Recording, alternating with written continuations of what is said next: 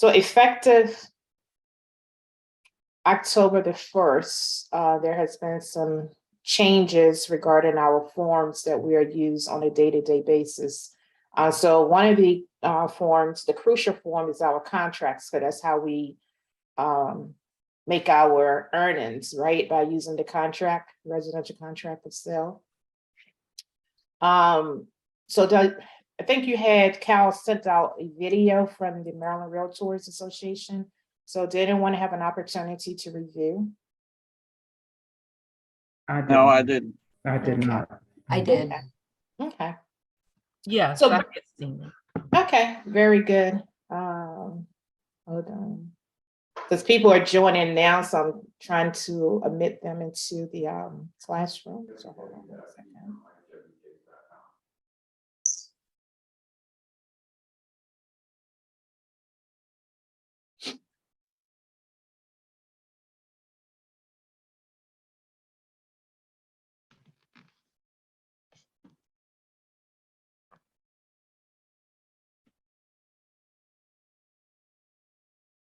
Okay, I think I admitted everyone in.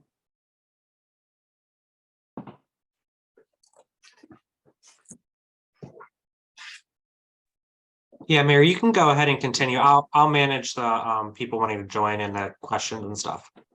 Okay, appreciate it. Mhm. All right, so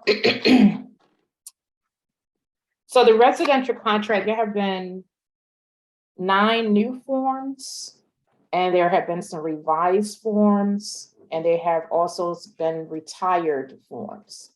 So I'm going to discuss the retired forms first.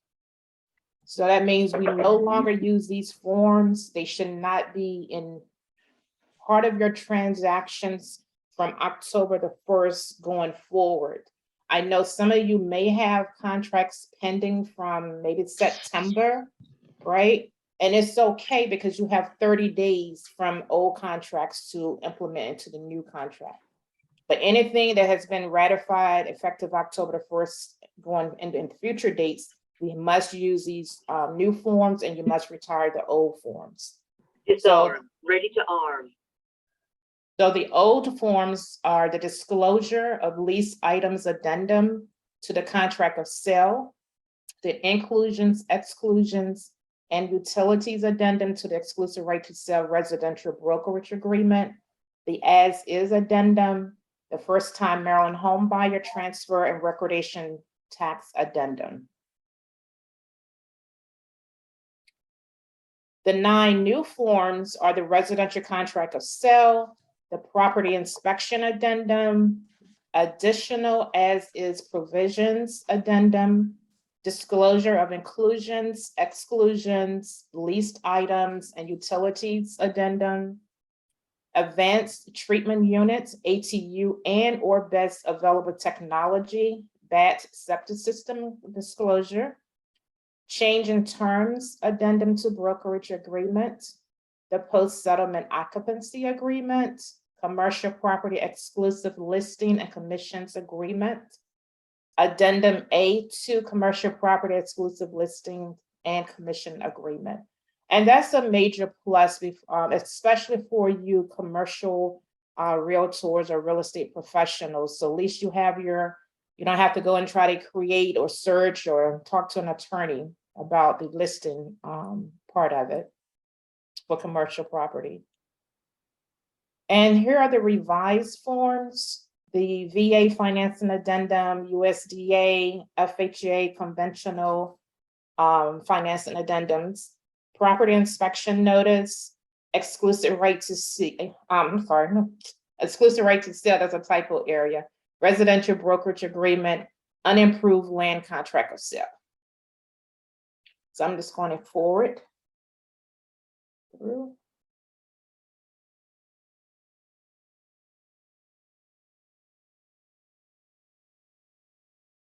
So this is the exclusive right to sell addendum. And you want to make sure you're using the latest version. So if you look at the bottom of page 1 of 8, you'll see the revised or the revision date of 10/22. So everybody should be using this new listing, exclusive right to sell listing agreement effective October the 1st, 2022. So the first paragraph is the seller's information, second brokers, the third is the property listing, the list terms. And I'm just going to highlight this and emphasize it again. You have to have a term date on all of your agreements. The listing price hasn't changed. Nothing has changed. Showing instructions, the marketing, all of this is still the same. So that's why I'm scrolling through.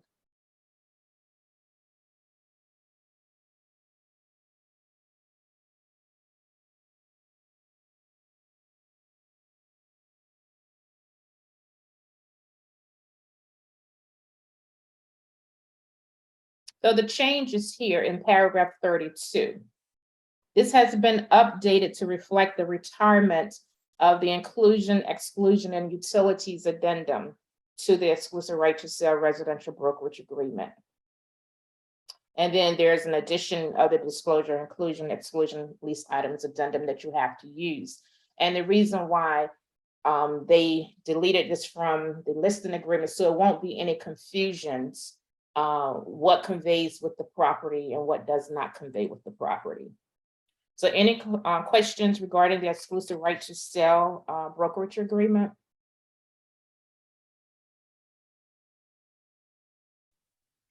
Hello, this is Trent Rose. I already have an exclusive right to sell. I have a home that's been on the market about 3 weeks. Do I have to utilize the updated form with my client, or can I still, is the one she signed is still okay? Okay, you said for 3 weeks, was it prior to October the 1st? Yes, yeah, it's been a little, yeah, I think it was late September, if you will. Okay, so you should be okay for 30 days. When are you scheduled to settle? As you know, the market is crazy. I mean, Right. I have a contract. It's a kind of difficult transaction. It's a VA assumption, and it's a whole lot of paperwork involved. Theoretically, I suppose it closed December the 2nd. Okay. They say 30 days, right, to use the forms. I mean, the old forms. It would not hurt to update it. Okay. Okay. So it just won't be any confusions, but it shouldn't hurt to update it. All right.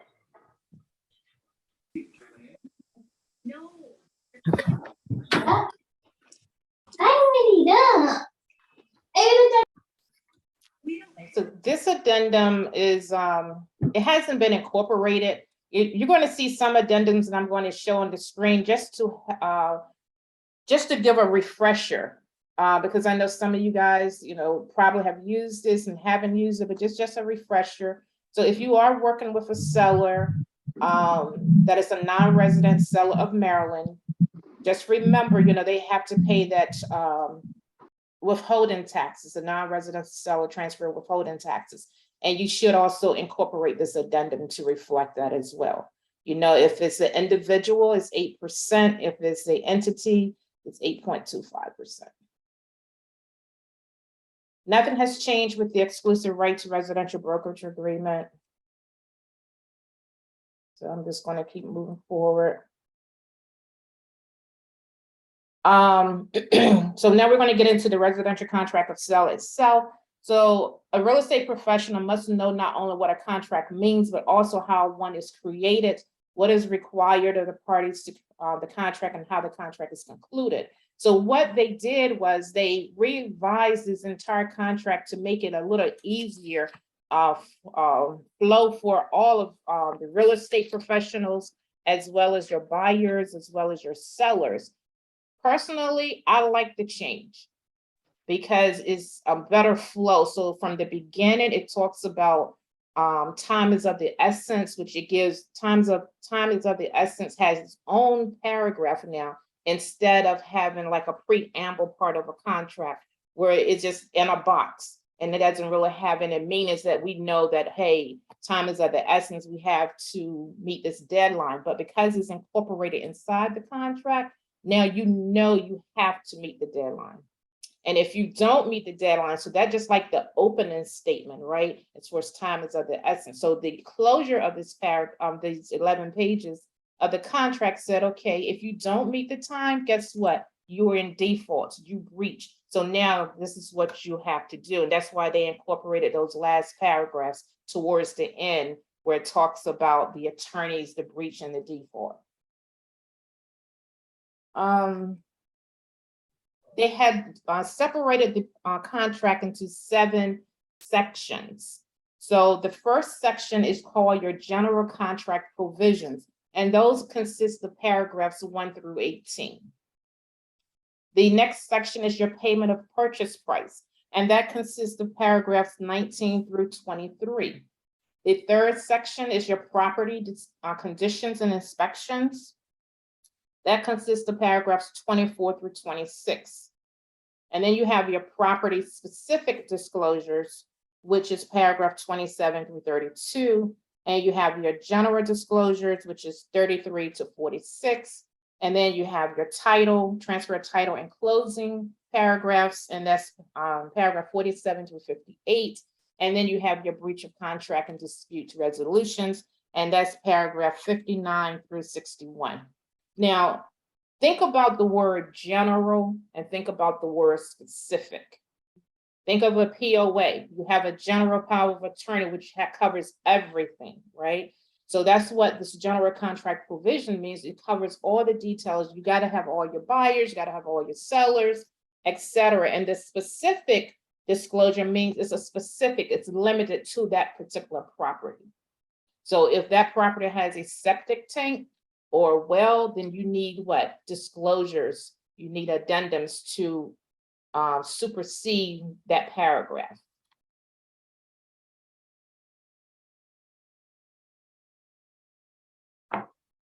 All right, so let's get into the meats and potatoes. This is our bread and butter, right? The residential contract of sale.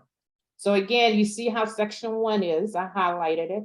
First paragraph is your date of offer. The second paragraph, time is of the essence. Who wants to read that for me? That paragraph, time is of the essence.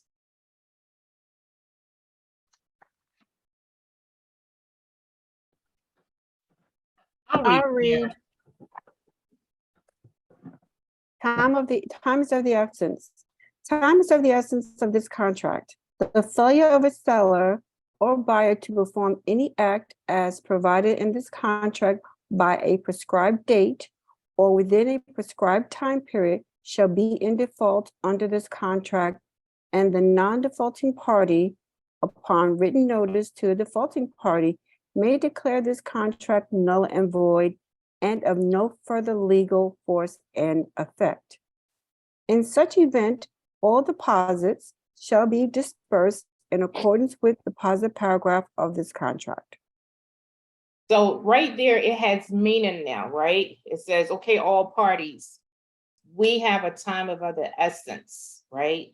To fulfill all of the obligations within this contract. So it's not sitting above the date of offer, right? Or right under the paragraph where you see where it's highlighted, section 1, general contract provisions. This is where it was, the time of the essence paragraph was above that language, where it is located in Maryland only. But now the new contract, it has more meaning. Now all parties have to fulfill their obligations. Paragraph 3, sellers, 4, buyers, nothing has changed. Paragraph 5, the property, nothing has changed. Paragraph 6 is the estate, whether the property is being conveyed in fee simple or ground rent, nothing has changed. Your purchase price, payment terms the same. The deposit paragraph, and your settlement date is kind of towards the end of the page now, right?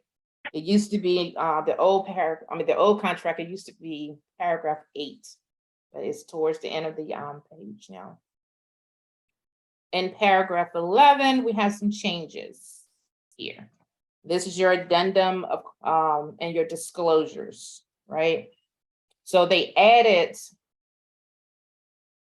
additional as-is provisions. And we're going to go over those disclosure, those addendums later.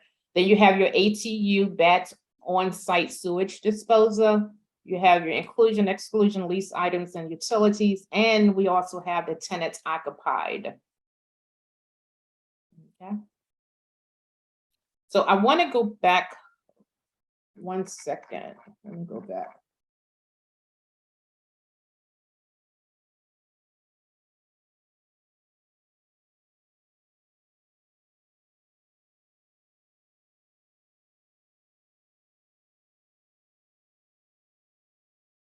Okay, so as is, this entire contract is basically as is. So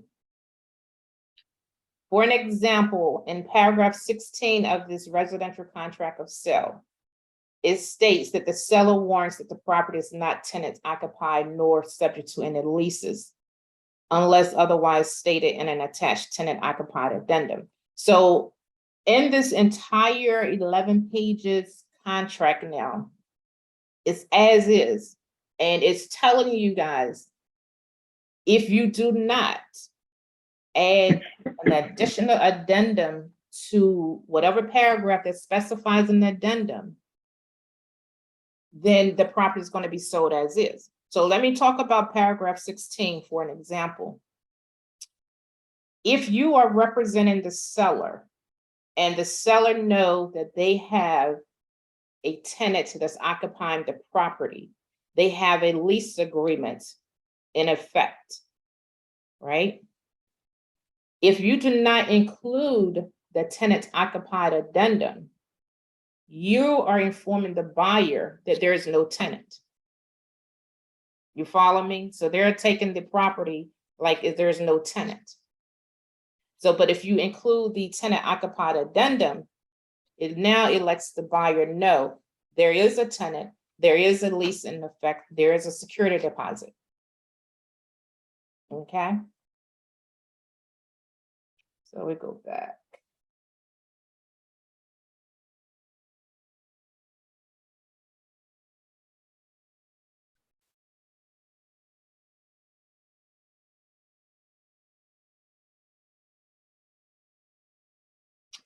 All right, so those are the 4 additional forms that has been added.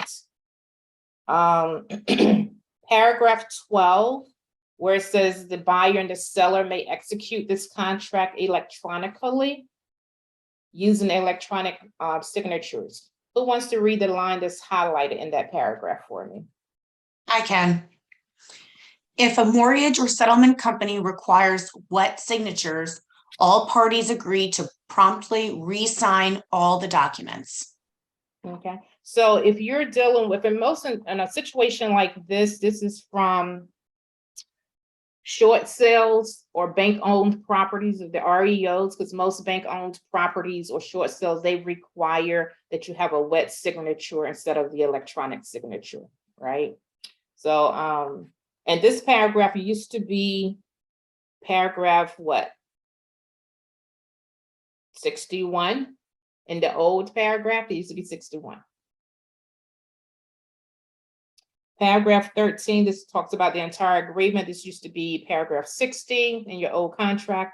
Nothing has changed, no language, all that's the same. Paragraph 14, computation of days. We know our days are measured from 12 a.m. to include 11:59 p.m. So nothing has changed. 15, seller's responsibility, nothing has changed. Leases, that's the paragraph that I was telling you earlier about. It says as is, right? So who wants to read this paragraph?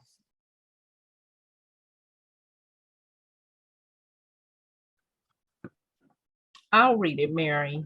Okay, So number 16, leases. Seller may neither negotiate new leases nor renew existing leases for the property which extend beyond settlement or possession date without buyer's written consent.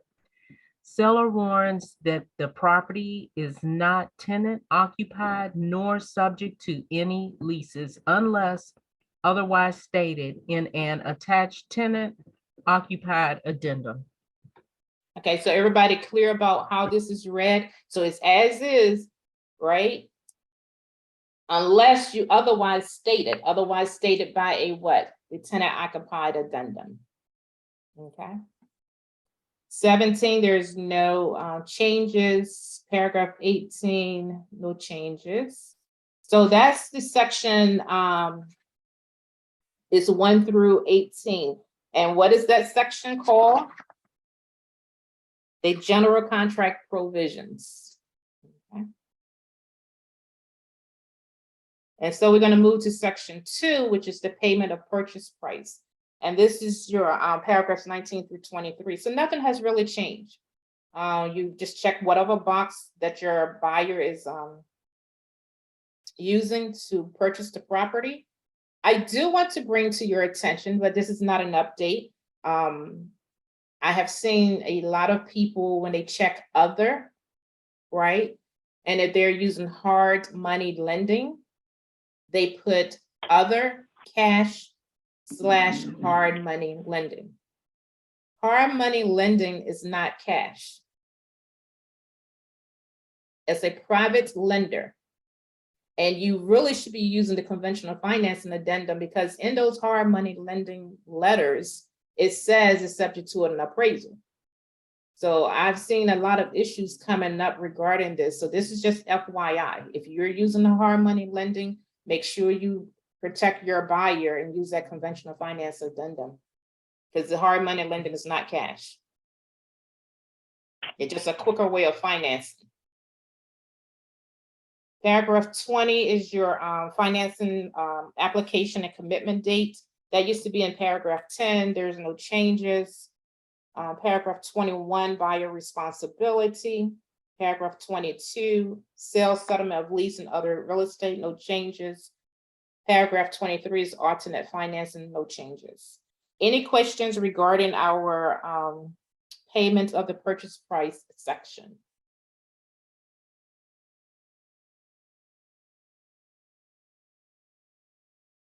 Okay, so we're moved to section 3, property condition and inspections. And this is section 3. So who wants to read paragraph 24 for me?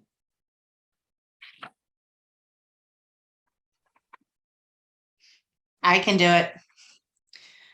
Included in the purchase price are all permanently attached fixtures, including all smoke detectors. Certain other now existing items, which may be considered personal property, whether installed or stored upon the property, are included if identified on a disclosure of inclusions, exclusions, leased items, and utilities addendum attached hereto. Okay, so again, as is, right? It says that this property that this buyer is receiving, they should get all permanently attached fixtures, right? They may have a $20,000 chandelier in the house, right? That buyer's under the assumption they're going to get that fixture is conveys with the property, unless you have a what? Disclosure. Exclusion, Right. inclusion. Yeah, you gotta have that, and on that exclusion and inclusion addendum, you have to specify that chandelier does not convey with the property. Okay, so paragraph 25, who wants to read this for me? I'll read it, Mary.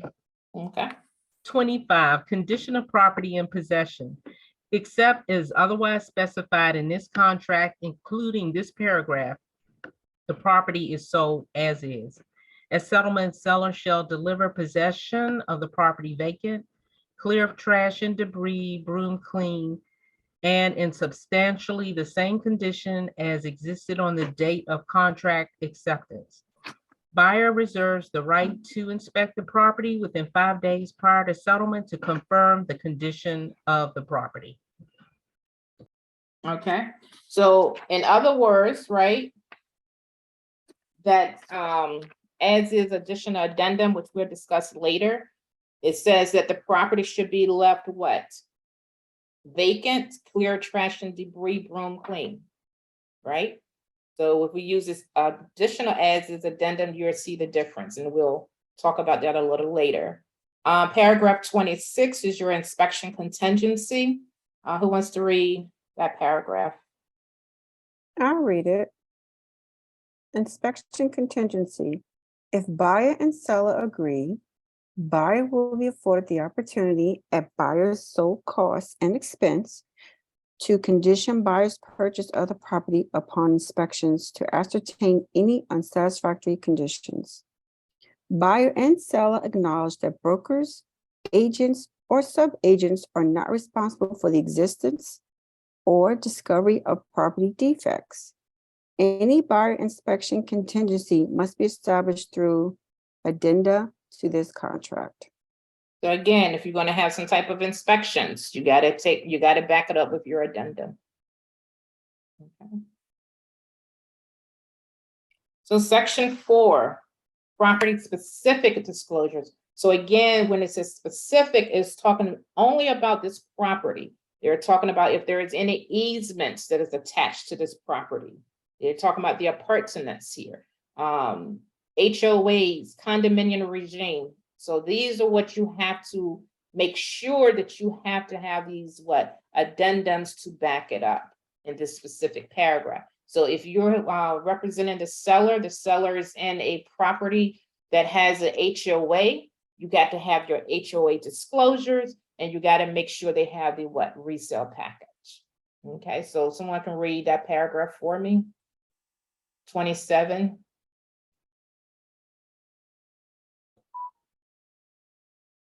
I'll read it.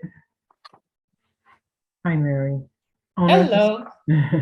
Owners Association condominium regime. The property is not part of development subject to the imposition of mandatory fees as defined by the Maryland Homeowners Association Act or condominium regime as defined by the Maryland Condominium Act, unless acknowledged by an attached addendum. So you see how they have it again? Unless, otherwise, unless specified, right? So unless you have that attached addendum. And see, I'm not sure, I can't say all the 30 plus participants is on this Zoom training, but there's a lot of real estate professionals. They just don't read the paragraphs. They go right into fill in the blanks. And that's how we get ourselves in trouble, right? So you got to make sure you know these paragraphs. Nothing has changed about paragraph 28 regarding the disclosure of deferred water and sewage assessments. And again, there's an addendum for that as well. Paragraph 29, nothing has changed. This is agricultural assessed property. 30, nothing has changed. Conservation easements, forest conservation and management program, nothing has changed. 32, Forest Conservation Act notice, nothing has changed. So now we're going to get into our general disclosures. The general means it's required. Think about the IRS. The IRS is for its taxes. That's the big guy, right? That's general, right? So the general is required documents such as the residential property disclosure and disclaimer statement. That's a required document for all transactions, right? The seller has whether they disclose or they disclaim. Paragraph 34, ground rent, nothing has changed. I just highlighted it to say if your property, most of the properties in the Baltimore area are subject to ground rent. If it is, then you need to back it up with a addendum to disclose how much is the ground rent, etc. Required lead-based paint. Any properties built before 1978, you must have the lead-based paint disclosures. So nothing has really changed here. Paragraph 36 is your limit to warranty. Nothing has changed. The property insurance brochure. This is an informational brochure published by the Maryland Realtors titled Property Insurance Basis. What should you know is available to explain current issues relative to obtaining insurance coverage. for the property to be purchased and may be obtained on the Maryland Realtors website. This is just FYI. It's just like an acknowledgement that you inform your buyers about there is a brochure. You can download the brochure, you can give it to them, or you can ask them to go to this link and they can download the brochure. And it just basically tell you why you should have insurance. Paragraph 38 talks about your flood. Nothing has changed. Guarantee fund, nothing has changed. Notice to buyer concerning the Chesapeake's and critical areas, nothing has changed. Wetlands, nothing has changed. 42, criminal activities, sexual offenders, nothing has changed in that paragraph. Your military installations, nothing has changed. Notice to parties, nothing has changed here. Any questions regarding section 5? So we go right into section 6. So now we got section 1 through 5 out of the way. Section 6 talks about once we really, we got to ratify a contract, this is the next steps to closing the transaction. So this is when the title company comes in, they get involved. So paragraph 47, it talks about the buyers. Buyers have the right to select their own title company, the mortgage lender, financing institutions, etc. And you may see on the MLS where the listing agent will put in a statement in the agent's remarks that the seller prefers using ABC Title Company. You make sure you stick to the contract. It says buyers has the right to what? Select their own title company. Okay. 48, this talks about the deed and title. There's nothing changed in that paragraph. 49 is your adjustments.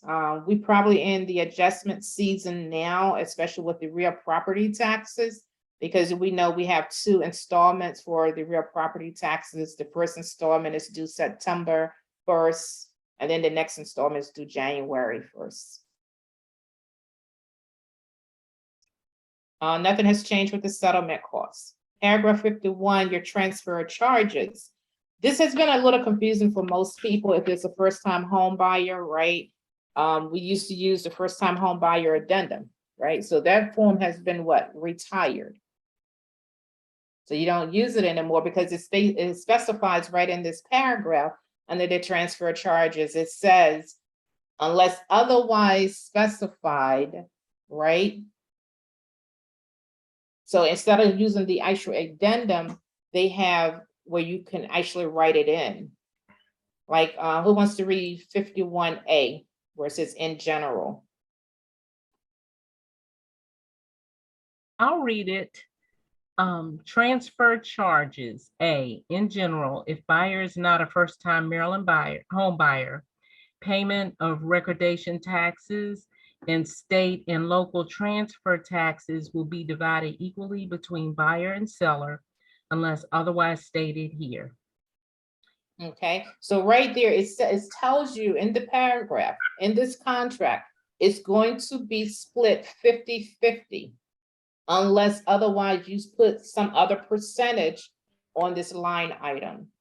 Okay, you can continue, Jillian. Okay, and the last is buyer shall be entitled to receive the benefit of any local owner occupancy reduction offered by the jurisdiction where the property is located.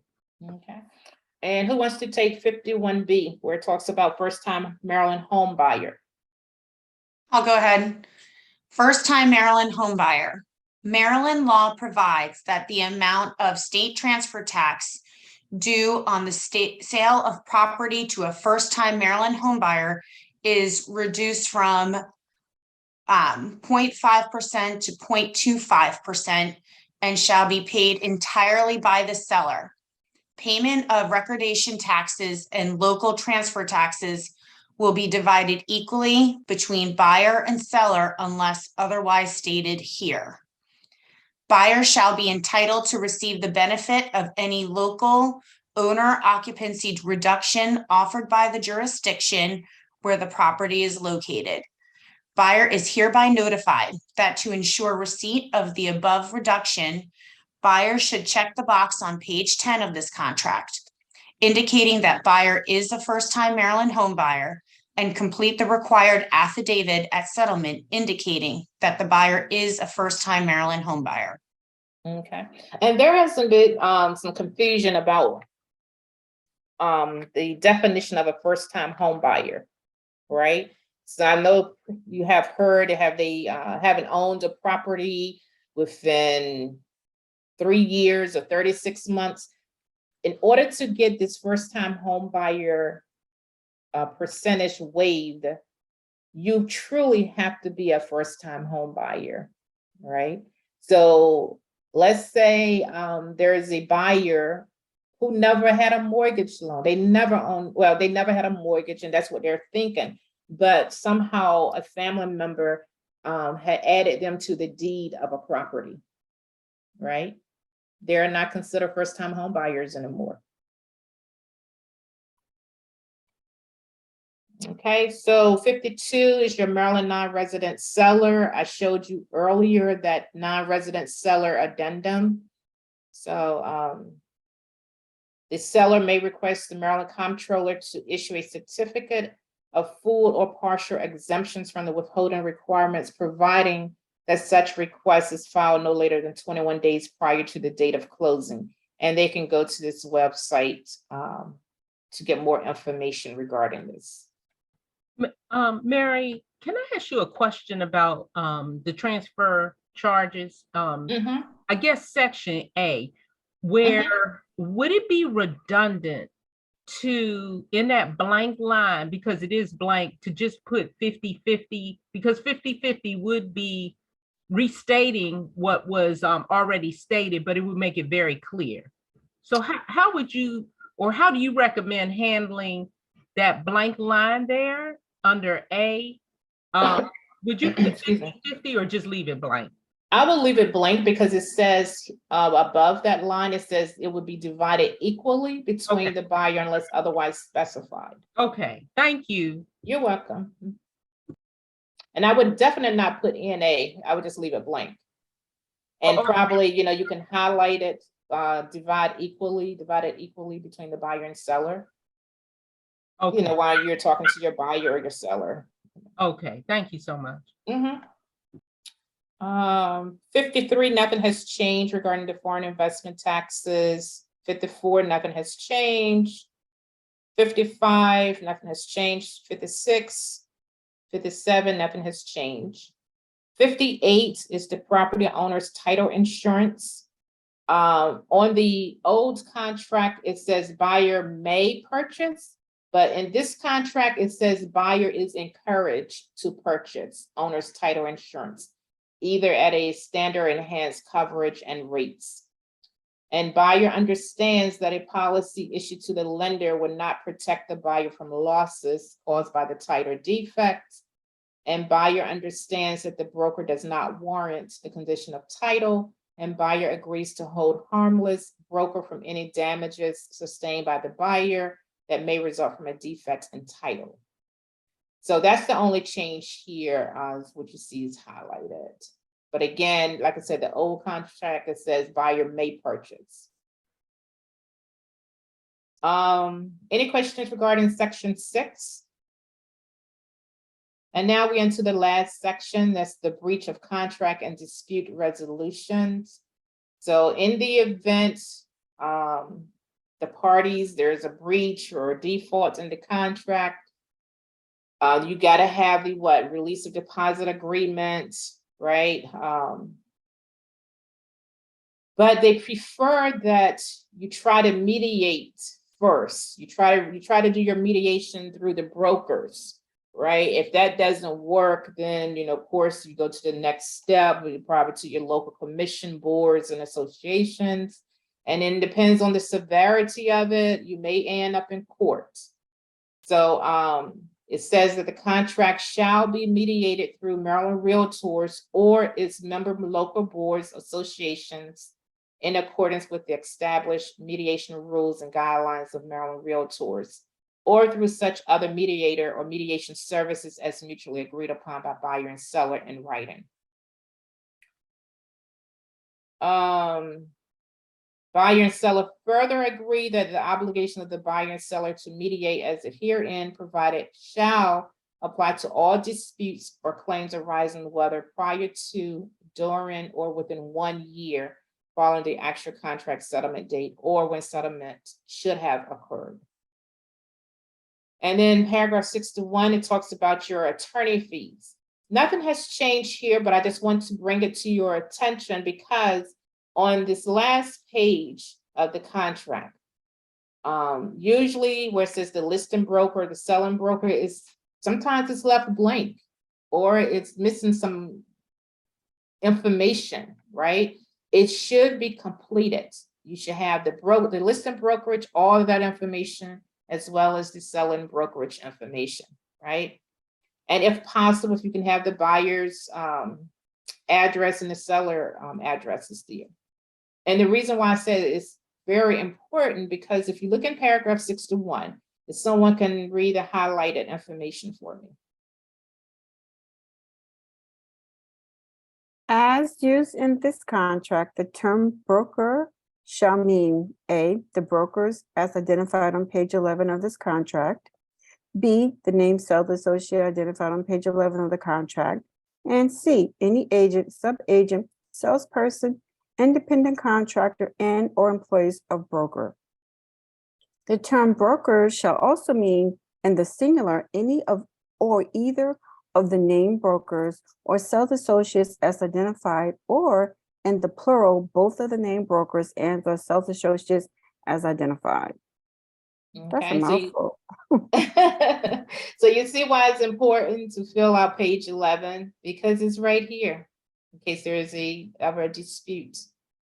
Okay, and then of course the date of the contract acceptance, you put your date here, and it's the last person that signs or initial, right? It says insert the date on which all final initials and signatures of all parties have been affixed to this contract. And if they are first-time home buyer, they would check here. As you can notice that at the bottom of the contract, there are no, you remember at the end of the page, there used to be initials, right? There's no initials now. The initials at the end of the page had no significance. It's the signature.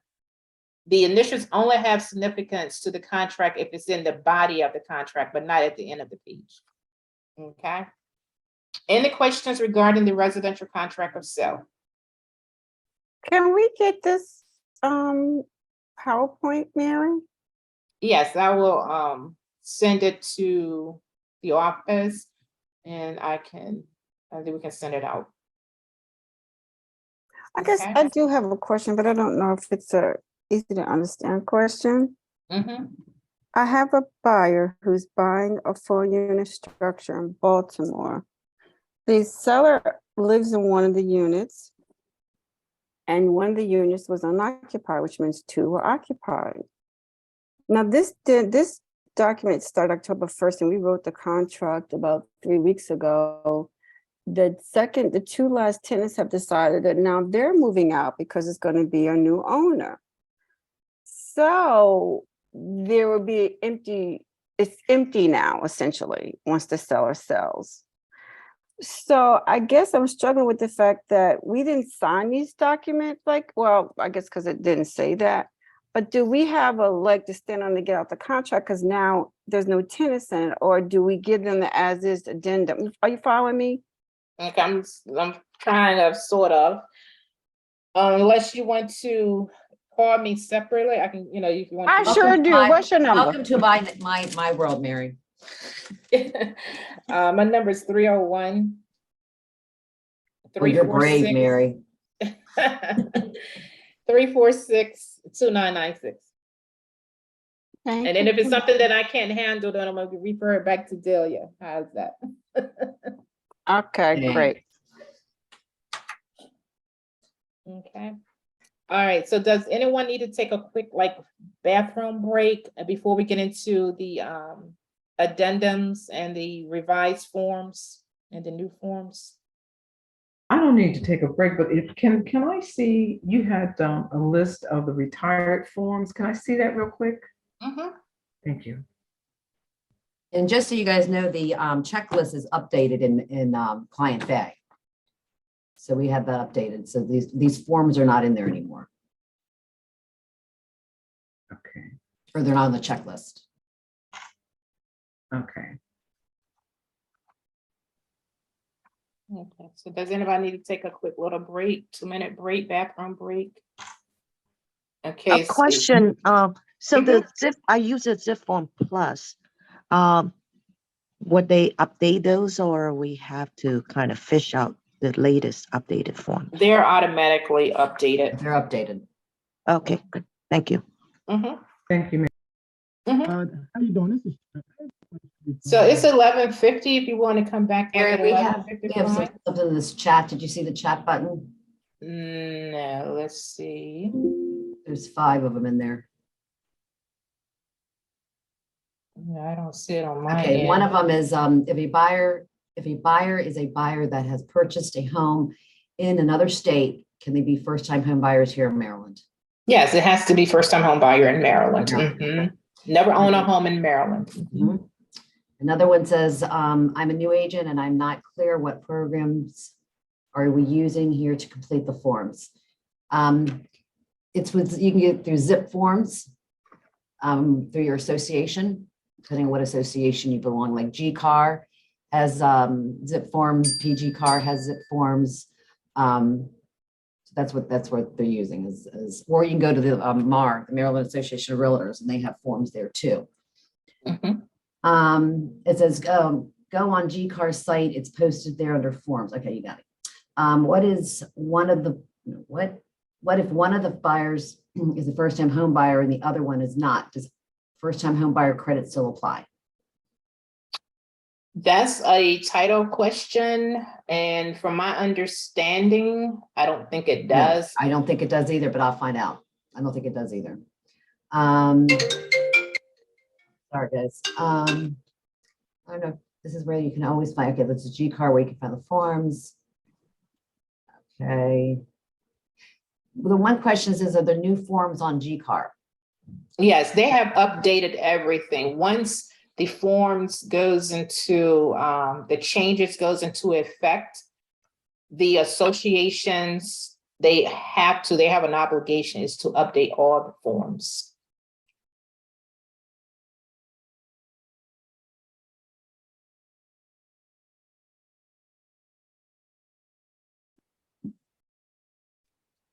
Any other questions in the chat? The answer to that, one being a first-time home buyer and the other one not, it's not considered. So Mary, you were correct. Okay. I get a brownie point. Yeah, this is fun. I have a question. I know, Mary, you mentioned. I can barely hear I can you. barely hear you. I'm sorry. Is this a little better? Yes. Okay. I know you mentioned the 36-month rule. Can't hear you again. I know you mentioned the 36-month rule in regards to first-time home buyers. Now, let's say, for instance, a buyer purchased a home 10 years ago in Maryland. So that still applies. They still don't get the credit if they purchased a home 10 years ago and want to purchase one today. From my understanding, from an attorney at the commission, it says never own a home.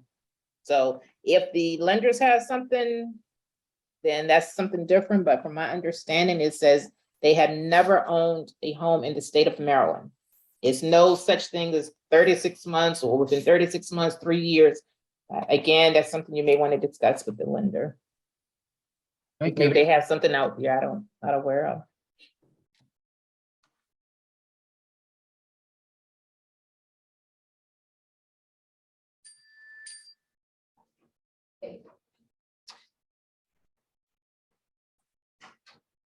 Okay, any other questions in the chat? There's one more. It says if one of the, am I on mute? I'm not. If one of the buyers is not available to sign on each offer, can we have a form signed that allows the other other to sign offers? Are you talking about a POA? If one of the buyers is what, if they're not, If one of the buyer is not available to sign on the offer, can you have a form signed that allows the other to sign offers? Because there's Well, just one. That would be a POA. yeah, you definitely would need a power of attorney. And again, there's two types of power of attorney that you need. You need a general or you need a specific. The specific power of attorney will only be for that particular property. General will allow them to sign on multiple properties, you know, in case you don't get a ratified contract or whatever. So in that case, because they're saying different offers, I would say make sure you get a general power of attorney. And that's all there is. Okay. All right, so we didn't take a break, I don't think. So we can get right into, everybody have the retired forms, right? Again, effective October the 1st, going forward with new contracts, right? You should not have these forms in your contract unless you had a pending contract prior to October the 1st. And it should be good for 30 days. And I think one agent on the chat, I mean, on the Zoom, they're saying the settlement probably won't happen until December, but I, you know, probably would advise you to probably update, you know, some of the forms if possible. So the new forms, again, before I get into the new forms, let's go into the revised forms. So the revised forms are your VA, USDA, FHA financing addendum. Basically, they have revised this to change the language regarding the termites. It's called WDI, the wood destroying insects, right? And also with VA financing, remember the sellers had to pay for the termite inspections. No, they don't have to do that anymore. The buyer can pay for their own termite inspections and also make the repairs.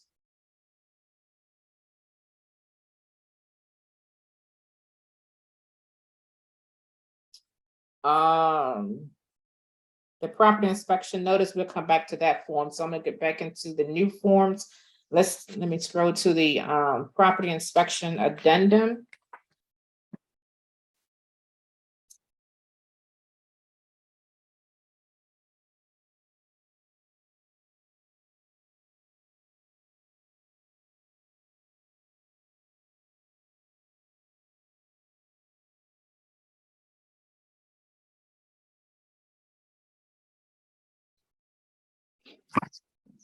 Okay, so this form, the property inspection addendum, it has been changed. It's a new form, right? So it says the inspection contingency, buyer and seller agree that the buyer at buyer's expense shall have the right within so many days of the contract acceptance to conduct the, you know, the inspections as listed below. And they are initialed, you see it's bold print. They have to be initialed by both parties, the buyer and the seller. And they have the structural, mechanical, molds, environmental radon, chimney, lead base. And here they changed. They added the wood destroying insect. That's your termites. So it has to be initialed by both. So someone can read paragraph A for me versus inspection, scope, and limitations.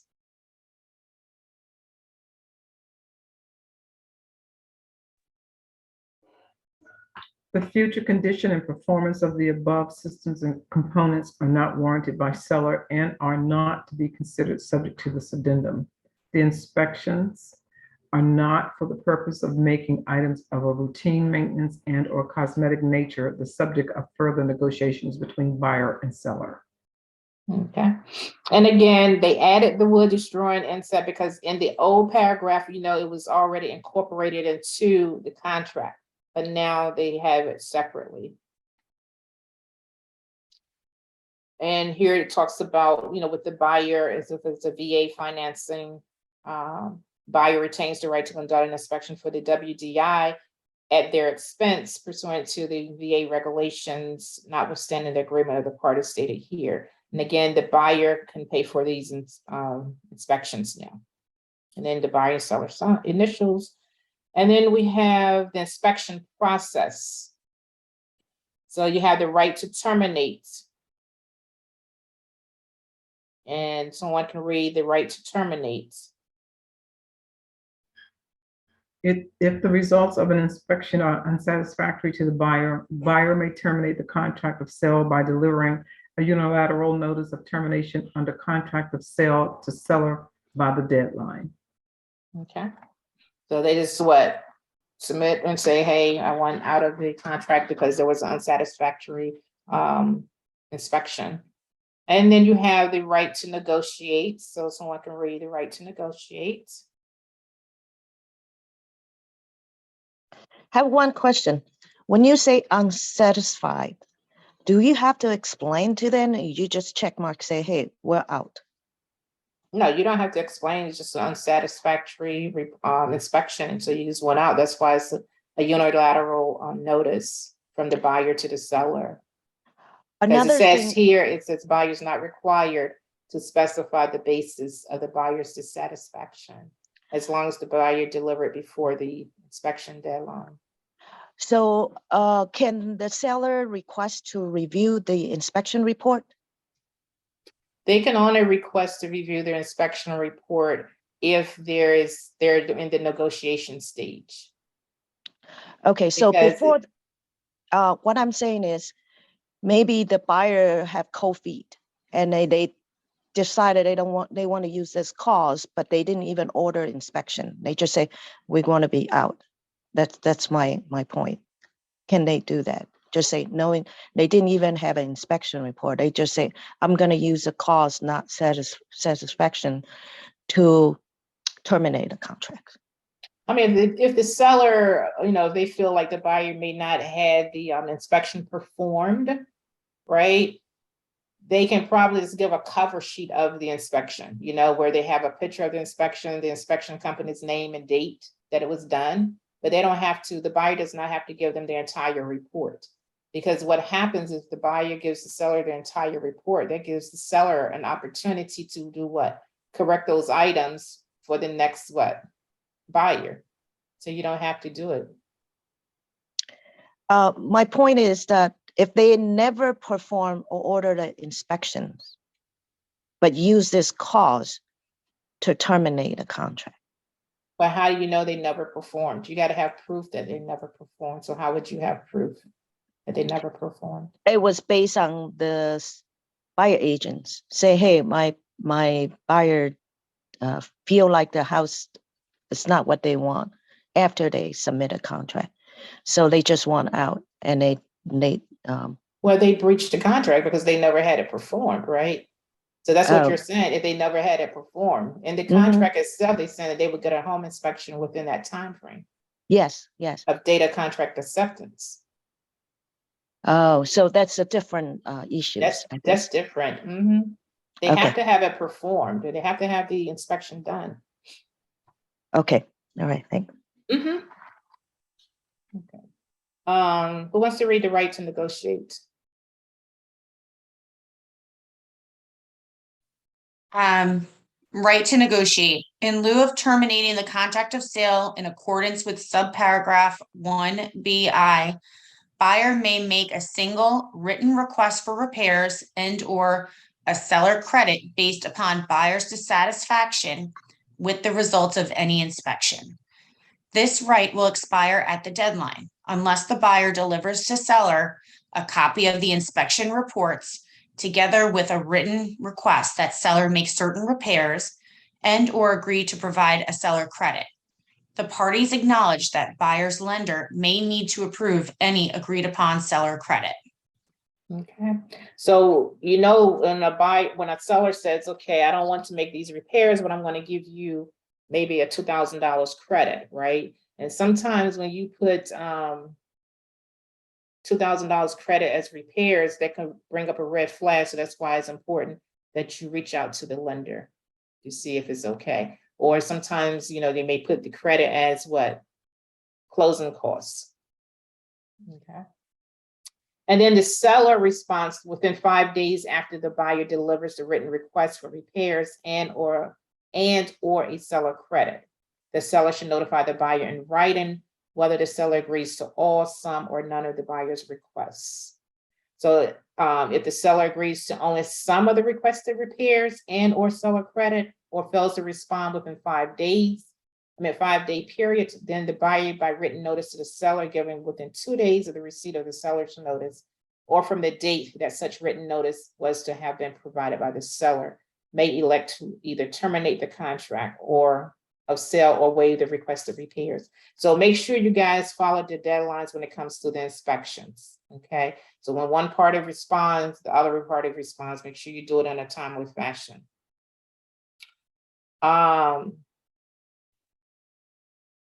If the lender prohibits sellers from payment of any portion of such credit, said credit should be reduced to the maximum amount allowed by the lender. So that's why it's so important that we reach out to the lenders to make sure it's okay to receive that credit for the repairs.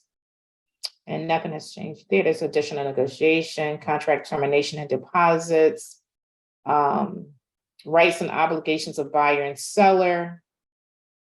Neither the buyer nor any agent or contractor of the buyer shall in any way excavate, penetrate, or otherwise damage any part of the property without the prior written consent of the seller, nor shall any furnishings, boxes, or personal property belonging to the seller be moved or relocated unless absolutely necessary in connection with the inspection. And then the buyer and seller should have the right to be present during the inspections, and or buyer should give seller reasonable advance notice of the date and time of the inspections. And then buyer shall promptly reimburse seller for all costs incurred in correcting such damage. And repairs, correction, and re-inspections, nothing really has changed. Okay. Additional as-is provision addendum. This is a new form. You put the buyer, seller name, property address, right? It says deletion of property conditional requirements by initially below the parties agree to delete the following contract of sale. So you have to, whatever clause that you want to delete, all parties must initial. So remember in the contract, it says that the seller should make sure that the property is less, the property should be in broom clean, clear of trash and debris. Here you can delete it. It says all clauses in the contract pertaining to the deliver the property free and clear of trash and debris and broom clean. You delete it, you can initials here because you're deleting that information in the paragraph. And basically this is mainly for like estate sales or maybe the bank owned properties, right? And then it also says that the seller should make sure in the body of the contract, the seller should make sure that there is no violations regarding the HOAs, right? Condominium regimes that, or any other type of municipalities violations on the property. But here they're going to, if they're initial, that means they're deleting those, that paragraph with the notices. That means the buyer is taking the property as is with those violations. Okay, and the same thing with C. That's any other type of violations, like I said, the municipalities or governmental authorities. Disclosure of inclusions and exclusion, lease items and utilities addendum. Same information, but they added microwave. You know, before it used to be built-in microwave, so now they just said microwave. So whether it's a countertop or built-in, I don't know. So it's up to you when you're representing the seller. If there is a countertop microwave, you need to ask, does that convey? Because it doesn't really say here. You're on the old contract or the old form, it says built in.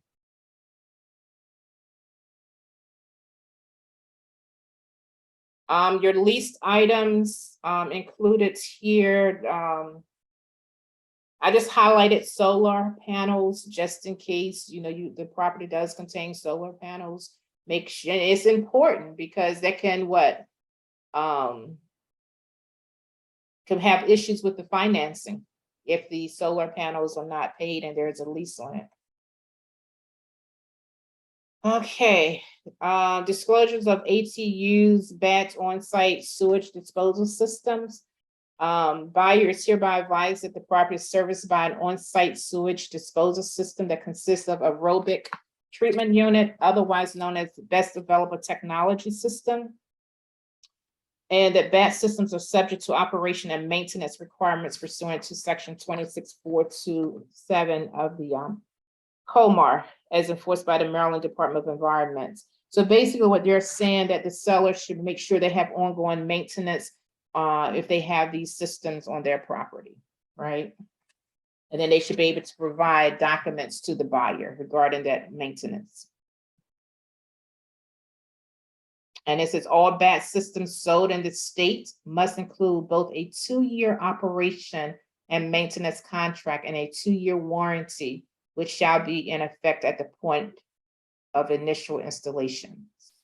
So if you're dealing with property that have these systems, make sure you follow this, you get all the documents that's required. Change in terms, addendum to the brokerage agreement, whatever agreement that you have, you're going to check, and then you fill out this information. And if the change is regarding the dates, you want to extend the dates or the list price or the lease price, and then whatever other changes you're specified in paragraph 3. Post-settlement occupancy agreement, they don't want you to pretty much use the term rent back because we're not in a lease, because lender says you cannot, the post-settlement occupancy agreement should not exceed 60 days, right? Because if it exceeds after 60 days, that means you have really entered into a what? Some type of lease, right? It's now the buyer is a landlord. And that means you have pretty much doing like mortgage fraud because you're saying that you're going to be the one who occupied the property, right? So you want to make sure your post-occupancy lease agreement doesn't exceed 60 days, and you're going to fill and have your clients to initial whatever consideration that you agree upon, whether it's a flat rate or per diem or however, whether to include the PITI and maybe the HOAs or condo fees, etc. You must have a security deposit. A security deposit must be held by the escrow agent. And then the property condition, it must be in the same condition as this the contract of sale dated. And utilities, seller should continue to pay all utilities until the last day of the occupancy expires. And then there is a final inspection that should be taking place. And then if everything is okay, then the party should notify whoever's holding the security deposit to release that security deposit back to the seller. And in paragraph 9, it says landlord-tenant relationship is not created. So again, this is not a rent back. They just want you to say post-occupancy. And this is another new form. Anybody that's dealing with commercial, you have your commercial listings, exclusive right to sell agreement. And then there's an addendum to this listing agreement. Hey, Mary, did you notice that they have a commercial listing, but they don't have a commercial contract? Have you noticed that? Right. The only one that I know that has a contract, I think is PG had it. PG Yeah. had it, but I think they took it down. I know they did. Yeah, they only have the listing, so, but yeah, they may need to incorporate an actual contract. And then there's the addendum. And these are your revised forms. Again, these are your financing forms, with the language they just moved out. They so all of it can be the same, the wood destroy and inset inspections, all of it can be the same language now. So nothing else has changed in these forms.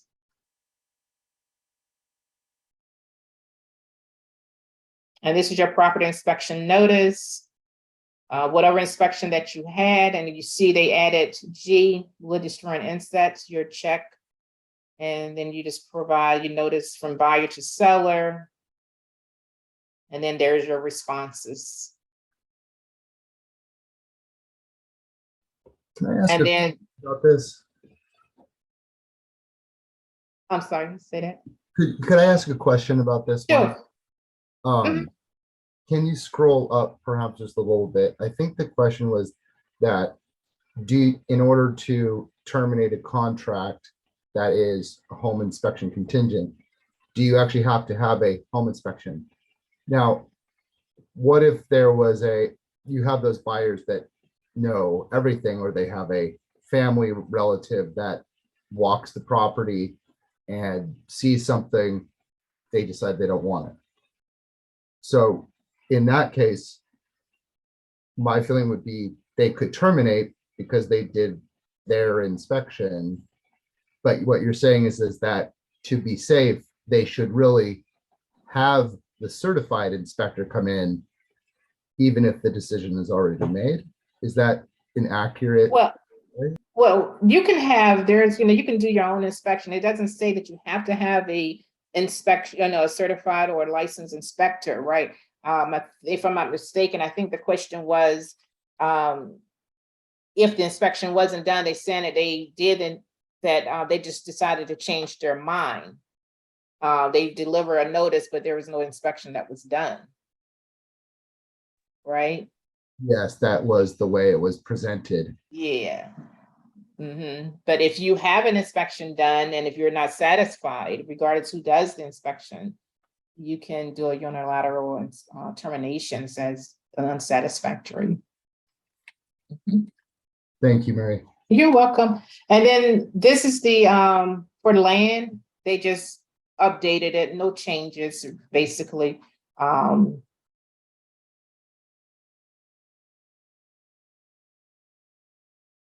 And this is your tenants occupied addendum. Remember, I talked to you earlier about it. If there's a tenant that's, if their seller is selling the property, there's a tenant that's occupying the property, you must have this addendum.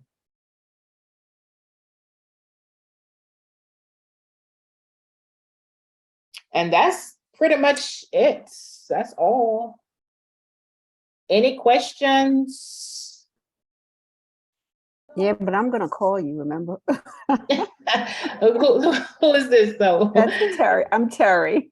Okay, all right. I'll let you go Any to bathroom break and get some lunch, and then I'm gonna call you. Okay. I think there's a question. There is in the chat, there is. It says, are we talking about DC forms today? I'm assuming the DC forms also have the new changes. We are definitely talking about Maryland forms. If there, I would have to check into to see if there's any changes with DC. If they are changes in DC, then I will let Delia know, and maybe we'll have a contract, updates for the DC as well as Virginia. And there was something here about, do we get the forms in Client Bay, submit the forms in Client Bay, and get them reviewed through Client Bay? You get your forms through Zip Forms, and then you put them in Client Bay, and then we check them. And then you're notified on if we're missing anything, if you guys are missing anything. It says, so just to clarify, we do, you don't need the licensed inspector in order to have the right to terminate. Yeah, the key is if you put in the contract and stating that you're going to get a home inspection within 5 days of contract acceptance, then you need to get the home inspection done, whether it's by your personal inspector or you have a licensed certified inspector. It needs to be done. And then if you decide to terminate, then you need to send in the addendum stating that you wish to terminate because of unsatisfactory home inspection. So you're saying that they have to be licensed? No, I'm saying it does not have to be licensed. Okay, I thought. I have a question for Delia. So we're going to have a checklist of the all new documents that are being required for contracts now. Yeah, it's always been there. It's in Client Bay. No, I mean updated. It's updated. Yes, okay, the checklist okay. is updated. Great, thanks.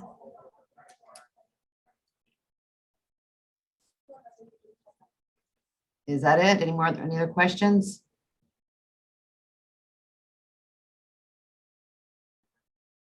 Okay, if not, then thank you again, Mary, as always. You're welcome, you. and hopefully this is a good little refresher for Yes. everyone. And thank you everyone for attending. I really appreciate it. It makes my life a lot easier. And I've recorded this whole session, so I will be editing this today and sending out a blast email to all of our realtors with the link, so you guys can rewatch this if you need to.